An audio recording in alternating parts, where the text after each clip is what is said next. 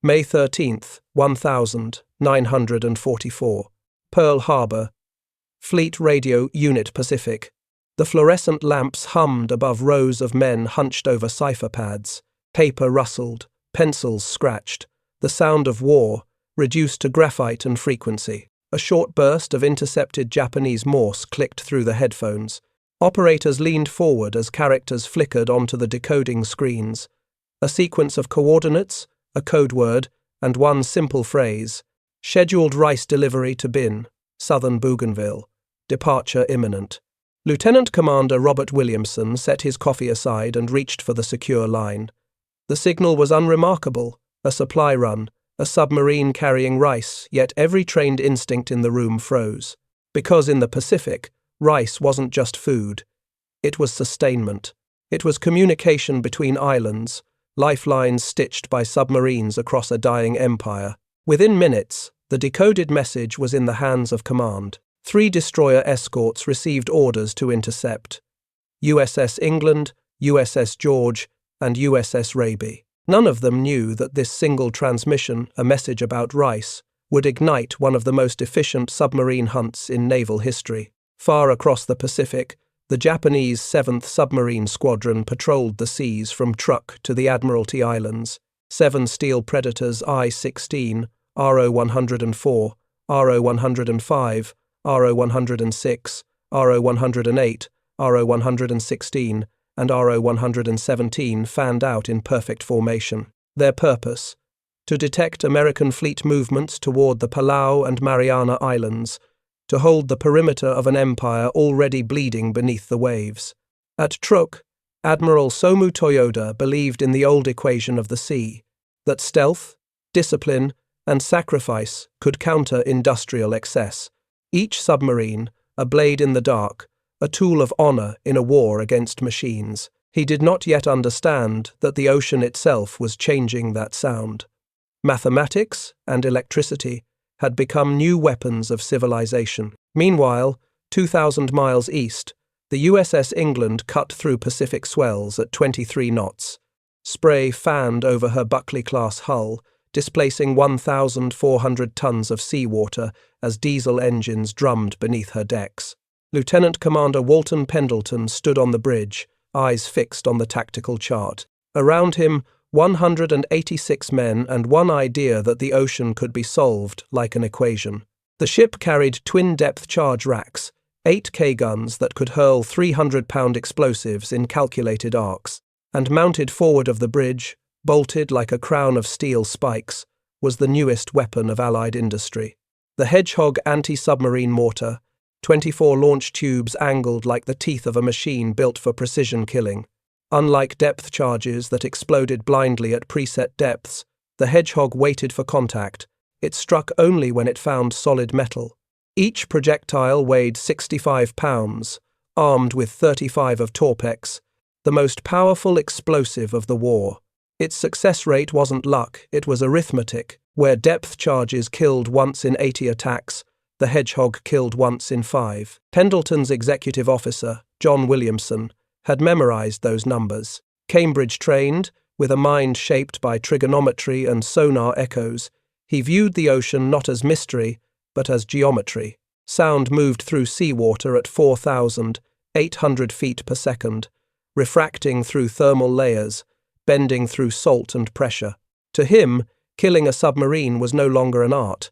It was a calculation. 2,000 miles away, aboard Submarine I-16, Lieutenant Commander Yoshitaka Takeuchi checked his manifest. 75 bags of rice, each one a reminder that the Imperial Navy was now feeding isolated garrisons instead of striking fleets. 9 previous war patrols had taught him that supply missions were the most dangerous of all. On the surface, aircraft hunted by day. Below, destroyer escorts hunted by sound. The I-16 displaced 2,180 tons, submerged a steel capsule of 94 men, diesel engines, and faith in a fading empire. But like all diesel-electric submarines, it bore a fatal weakness. To fight, it had to breathe. Every few hours, it had to surface to recharge batteries, draw air, and expose itself to radar that could now see farther than the horizon. As night fell across the Pacific, 3 destroyers advanced in formation: USS George to port, USS Raby to starboard, USS England in the center. Each swept the sea with radar and sonar, sending electronic pulses through the darkness. Men listened to the ocean the way priests once listened for God. Through headphones came the whispers of the deep whale songs, temperature layers, metallic echoes. Somewhere within that endless hum of water and pressure, a Japanese submarine waited. What neither side knew was that the next 12 days would erase everything the world believed about submarine warfare. To the Imperial Japanese Navy, the submarine was more than a weapon. It was an embodiment of Bushido beneath the sea. Each boat was a self-contained world of discipline, silence, and faith in individual courage. In Tokyo, admirals believed that tactical skill and spiritual resolve could counter any enemy advantage in numbers or industry. They had seen it work before. The early Pacific years, when American fleets burned and the rising sun advanced unchallenged across the ocean, they believed it still could. By 1944, however, that confidence was built on illusion. Japan's industrial base, fragmented and exhausted by years of attrition, could no longer sustain the technology race it had started. Fuel convoys had to be escorted by submarines once meant for attack. Diesel engines ran on synthetic blends. Replacement crews were trained in weeks instead of months. Yet the Navy's central doctrine, initiative through precision and will, remained unchanged. Admiral Toyoda's patrol line across the Pacific was a symbol of that doctrine. 7 submarines holding the line, each one believed capable of sinking an aircraft carrier through pure skill. In truth, those submarines had become lifelines, not lances. They transported rice, ammunition, medical supplies, the arteries of an empire slowly starving in its own vastness. Still, Japan's leadership clung to an older logic. If one blade of steel could strike unseen and return unscathed, the empire could still claim mastery over a technological enemy. On the other side of the ocean, America's belief system had evolved into something radically different. Where Japan saw honor, America saw infrastructure. Where Japan glorified the lone submarine commander, America trusted the collective precision of machines, sonar, radar, mass production, fire control tables, the logic of systems. Fleet Admiral Ernest King's doctrine of industrial supremacy had rewritten naval warfare. In his view, strategy was no longer a matter of ships and bravery. It was a matter of data flow, logistics throughput, and the synchronization of thousands of unseen laborers. Each destroyer escort, like the USS England, was a node in a vast industrial nervous system, linking factories, mathematicians, code breakers, and frontline sailors into one coherent machine. At the Fleet Radio Unit Pacific, FRUPAC, as sailors called it, cryptanalysts, worked shifts that never ended. Their world was built on abstraction.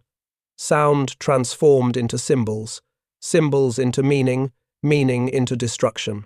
Every intercepted message was an equation to be solved before the next convoy sailed. The entire American fleet now fought through information, an empire of steel powered by an empire of signals. And in that empire, the submarine was no longer feared as a ghost. It was a detectable pattern, a physical presence subject to geometry, mathematics, and acoustic law. American research laboratories had mapped sound propagation through seawater at different temperatures, salinities, and pressures. Hydrophones were redesigned to capture echoes with higher fidelity.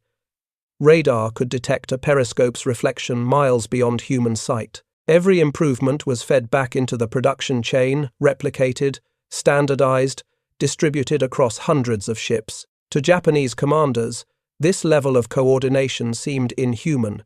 To Americans, it was simply organization, the next evolutionary step of industrial civilization. The Imperial Navy still believed the war could be decided by audacity and skill. The United States believed it could be decided by process and iteration. And on that May morning in 1944, those two philosophies, one ancient, one modern, were about to collide beneath the waves of the South Pacific.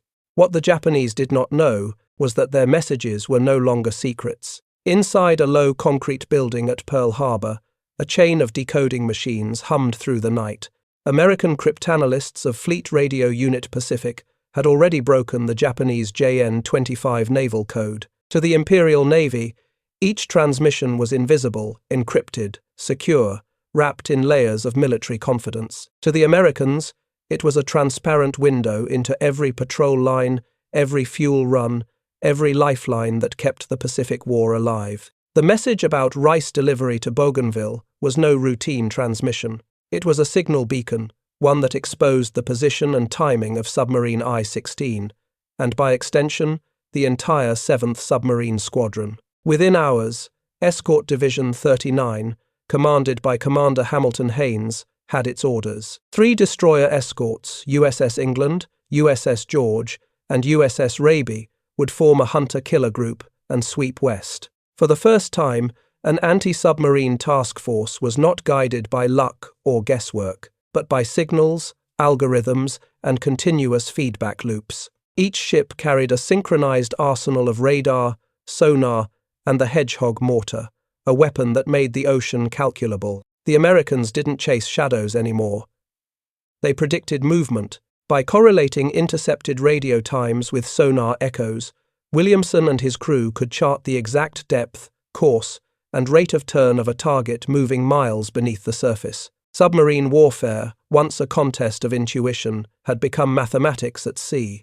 On the Japan side, Lieutenant Commander Takeuchi Yoshitaka aboard I-16 knew none of this. He believed he still possessed the advantage of stealth. At periscope depth, he could see the faint shimmer of moonlight on the water's surface, the same light that hid him from human eyes, but not from the radar pulses sweeping invisibly across the ocean. At 13:35 on May 19th, sonar operator David Chun aboard the USS England heard it first, a faint metallic echo returning through the headphones, a heartbeat of steel in the water. Submarine contact, range 2,000 yards, bearing 090. The bridge fell silent. In that moment, the England became less a ship and more a machine, a floating calculator, translating distance, velocity, and sound into death. Williamson's hands moved over the plotting board, pencils tracing arcs of probability. Target depth, unknown. Course, southwest. Speed, 8 knots. He adjusted the firing tables, ordered the first Hedgehog salvo. At 13:41, 24 projectiles launched from the bow like a burst of industrial thunder, a mechanical roar swallowed instantly by the sea. They sank at 8 feet per second, descending through layers of warm and cold water, where sound bent and diffused. Then, silence. No explosions, no hits. The first attack missed. Williamson recalculated. He knew what the Japanese commander was doing, slipping beneath a thermal layer to scatter sonar signals, buying seconds, maybe minutes. At 13:58, he ordered the second salvo. This time, one dull thump echoed back a hit. A tremor rolled through the deck. The crew felt it in their boots before they heard it in their ears. But I-16 was still alive. The submarine dove deeper, her hull groaning as pressure mounted. At 14:10, England launched a third attack. Miss.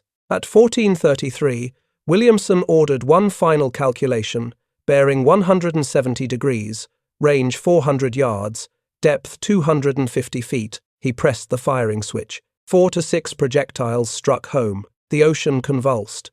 A column of water rose like a living thing. Then silence again, but this time a different kind of silence, the kind that means something has ended.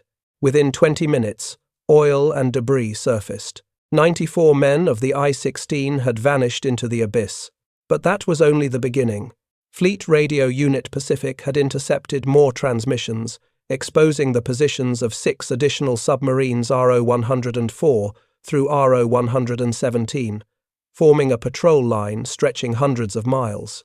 Japan's invisible defense network had just been mapped, and America's system, invisible, relentless, and industrial, was already on the move. By the spring of 1944, the American war machine had learned how to hunt underwater not through instinct, but through systems. Each destroyer escort was a modular component in a continental network of science, production, and computation. Factories in Ohio built the sonar transducers, machinists in Detroit calibrated K-guns, British engineers in London refined the Hedgehog's contact fuses. From drawing board to combat deck, the weapon's journey was measured in assembly line hours. The USS England, USS George, and USS Raby were not lone hunters. They were extensions of a single industrial body. Their sensors pulsed in unison, feeding data into analog calculators, their sound-powered phones linking bridge, sonar room, and armament deck into one seamless machine. Every attack became an industrial operation executed in microseconds. At 3:50 on May 22nd, the system struck again. Radar aboard USS George picked up a faint blip, 8 miles distant, a surfaced submarine charging batteries. Row 106. Searchlight illumination confirmed the silhouette. The Japanese boat crash-dived in 38 seconds too late.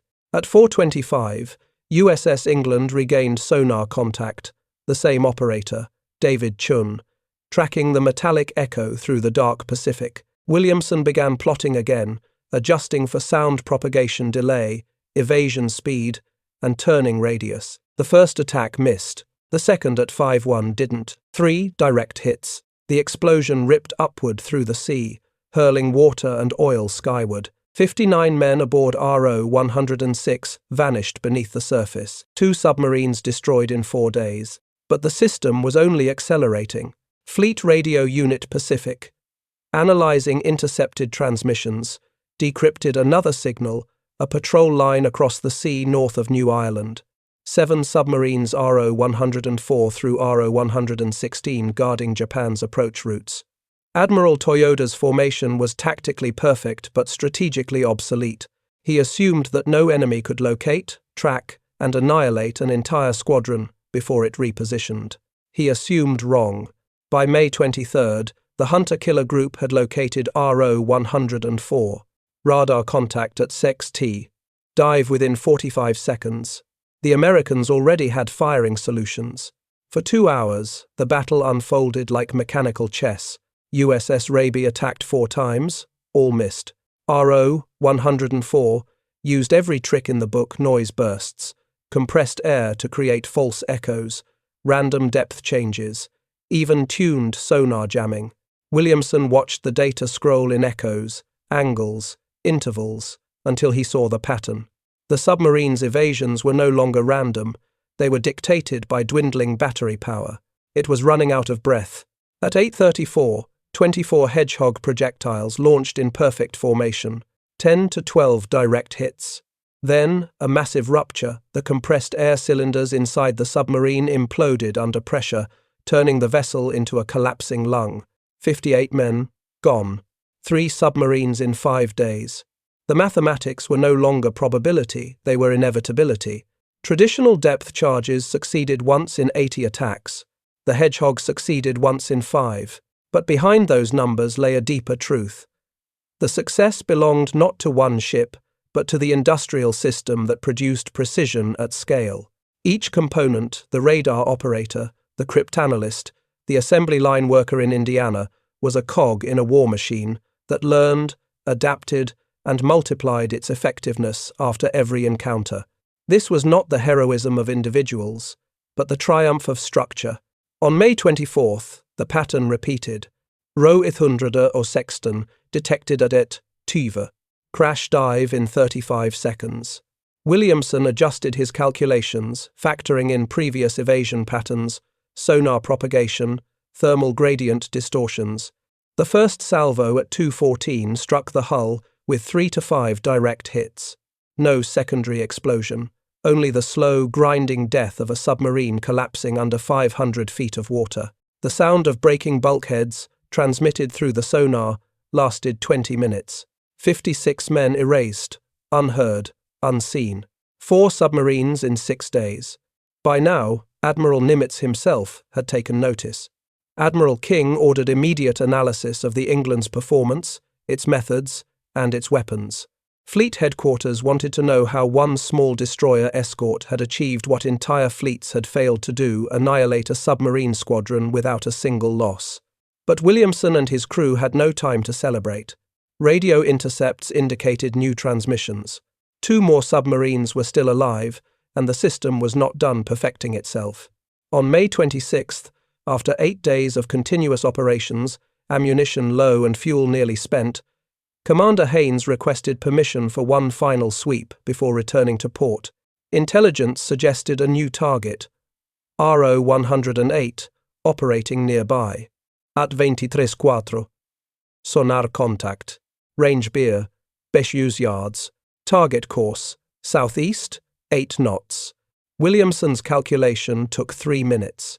Depth, 120 feet. At 23:23, 24 projectiles struck in a flawless arc. A shockwave, a phosphorescent bloom under the water, then darkness. The ocean swallowed the last light of the dying submarine. 5 submarines in 8 days. The USS England had achieved what naval historians would later call mechanized perfection. Every kill refined the algorithm. Every explosion was a feedback signal into the larger system. But the system's work was not finished. 2 more submarines remained, and the final engagement would reveal the true face of industrial warfare. A battle where machines hunted machines, and the ocean itself became part of the mechanism. By the 9th day, even the Japanese command could feel it. The pattern, the silence, the vanishings. 7 submarines had departed. 5 no longer answered. Admiral Toyoda Somu, in his operations room at Truk, stared at the radio logs. For decades, the Imperial Navy had prided itself on invisibility. Now it was the ocean that had gone quiet. On May 29th, 1944, the silence was broken. A final contact report, RO 105, commanded by Lieutenant Junichi Inoue, with Captain Ryonosuke Sako, veteran of the 6th Fleet, aboard as observer. They had orders to withdraw to regroup what remained of the 7th Submarine Squadron, but the Pacific had closed its circle. The USS George detected the submarine running on the surface at 21:30. Spotlights flicked across the waves, a glimpse of the rising conning tower, then it vanished beneath, swallowed whole by the sea. For 25 hours, the hunt continued. Through darkness, storm, and exhaustion, 3 American destroyer escorts, George, Raby, and England, fought a machine's battle at human limits. RO 105 evaded every attack. Depth shifts between 60 and 300 feet, silent running at minimal propeller speed, acoustic decoys bursting in clouds of air and sound. It was a duel, not between men, but between systems of thought. The Japanese commander moved with instinct, decades of submarine doctrine distilled into reflex. The Americans moved with computation, each miss recalculated, each echo recorded, each variable fed back into the formula. By dawn on May 30th, both sides were drained. The George and Raby had expended nearly all ammunition. Williamson waited aboard USS England, listening to the fragmented sonar reports. He could see the logic forming the oscillating pattern of a commander too skilled to die easily, yet too predictable to survive against numbers.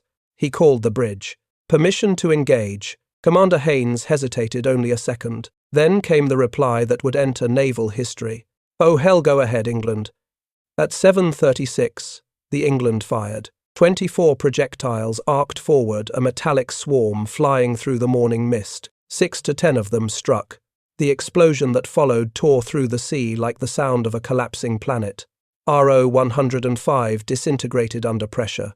Oil, timber, and human fragments surfaced in a slow, shimmering tide. 55 men, including Captain Sako, were lost. The last submarine of the 7th Squadron was gone. 12 days.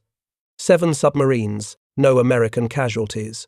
In Truk, Admiral Toyoda received the final transmission, or rather, the absence of one. He read the decrypted summaries from Tokyo. All contact lost. Patrol line dissolved. He stood in silence, his hand resting on the chart of the Pacific. For years, he had believed Japan could counter industry with discipline, spirit, and sacrifice. Now, staring at the blank ocean map, he realized the truth. Discipline could not defeat calculation. Spirit could not outlast systems. In the cold waters below, the remnants of 7 submarines settled into their graves, each one a monument to a civilization that had mistaken courage for power. Above them, The Americans were already transmitting data, filing reports, analyzing sonar patterns, refining doctrine. The war would move forward, not through victory parades or glory, but through the quiet efficiency of the next machine built to do the same job better. The 12-day hunt of the USS England was not just a naval victory, it was a civilizational revelation. For centuries, war had been defined by courage, intuition, and the human eye. But in May 1944, in the depths of the Pacific, that definition collapsed under the weight of circuitry, data, and production. The England's success was not the triumph of an individual captain. It was the result of a synchronized organism, one that stretched from Midwestern foundries to naval laboratories, from factory assembly lines to sonar operators thousands of miles away. Every rivet, every calculation, every training program formed a single nervous system. And in that system, error became feedback, not failure. Every miss produced data. Every hit refined the method. America had created a new model of war, not one of instinct, but of iteration. The hedgehog mortar was its perfect symbol, a machine that did not rely on chance, but on probability, not on destruction, but on detection. Traditional depth charges exploded blindly, wasting effort in chaos. The hedgehog exploded only on truth only, when contact was real. It was, in essence, a moral machine in mechanical form, honest, efficient, merciless. Japan, by contrast, still fought inside an older logic, a code of will and sacrifice. The Imperial Navy believed that human mastery could overcome industrial imbalance. But by 1944, the ocean no longer rewarded faith. It rewarded information. Each Japanese submarine that surfaced to breathe entered a world ruled by equations: radar cross-sections, sonar wave propagation, acoustic masking. Every human decision was already anticipated by algorithms written in steel and circuitry. In the aftermath of the hunt, American analysts at Pearl Harbor compiled the after-action reports. The data was chilling in its simplicity. 7 submarines destroyed in 12 days, a kill ratio of 1 to 200 compared to the enemy. No American casualties. 0 damage. Statistically, the operation bordered on mathematical perfection, the war reduced to an equation solved by industry. But behind the numbers, a deeper transformation had occurred. The USS England was proof that modern warfare had transcended the individual. The decisive factor was no longer bravery, but the capacity to coordinate complexity. Victory did not emerge from passion, but from organization, from the ability to integrate human labor, machines, and information into one rational flow. And therein lay the new moral of civilization. The future would not belong to nations that built heroes, but to those that built systems. The industrial age had replaced the age of conquest. The engine had replaced the sword. The network had replaced the general. In the Pacific, this transition had become visible, a transformation where the soul of warfare itself turned mechanical, and humanity learned to wage war not through strength, but through understanding. For Japan, it was a philosophical collapse as much as a military one. Their submarines, once symbols of silent mastery, had become artifacts of an earlier era, beautiful, disciplined, doomed. For America, it was a revelation of destiny, that power now lay not in emotion, but in structure. As one American analyst wrote after the campaign, "War is no longer about courage, it is about civilization's capacity to organize." In the dark stillness of the Pacific, 7 submarines rest upon the ocean floor. Their steel hulls are torn open, their torpedo tubes silent, their crews entombed in cold water 3 miles deep. Light no longer reaches them. Only sound, the faint pulse of the sea, moves across their rusting frames like time itself. Above, the ocean has long since healed. Currents erase the oil slicks. Coral grows across broken plates of iron, and the remains of 1,000 calculations dissolve into the salt. To the human eye, nothing remains. But to history, those 12 days still vibrate a frequency of change, faint but eternal. When the reports reached Washington, the numbers seemed almost unbelievable. 7 submarines destroyed. No losses. The operation redefined anti-submarine warfare, reshaped naval doctrine, and silenced the myth of the invisible predator beneath the waves. Admiral Ernest King kept his promise. There will always be an England in the United States Navy. 16 years later, a new USS England was commissioned, this time a guided missile destroyer, bristling with radar domes and computer-guided systems. The name was not just remembrance. It was a declaration that a machine built by logic could inherit the legacy once carried by courage. At Truk, Admiral Toyoda's last orders were written in terse phrases: cease submarine reconnaissance, redeploy remaining assets to surface fleet. His handwriting, once steady, faltered at the end. He did not know it yet, but the collapse of the 7th Submarine Squadron would cripple Japan's intelligence network before the Battle of the Philippine Sea, the Great Marianas Turkey Shoot, where hundreds of Japanese aircraft would fall from the sky. The ocean, once their shield, had turned against them. In the quiet that followed, the world changed. The submarine age of heroism gave way to the age of systems, an era where war no longer depended on who fired first, but who understood the invisible architecture of power. The USS England's sonar operators returned home, their hearing damaged from months of vibrations. Factory workers in Ohio and Connecticut returned to their machines, unaware that their hands had changed the course of an empire. And somewhere beneath the waves, the hedgehog mortars that missed their targets now sleep alongside those that struck silent monuments to the precision that defined a new civilization. The ocean keeps its secrets, but sometimes, late at night, sonar operators still claim they can hear a faint echo rising from the depths, a ghost frequency of steel and pressure, repeating through time like a mechanical heartbeat. They were not defeated by weapons, but by a civilization that understood systems.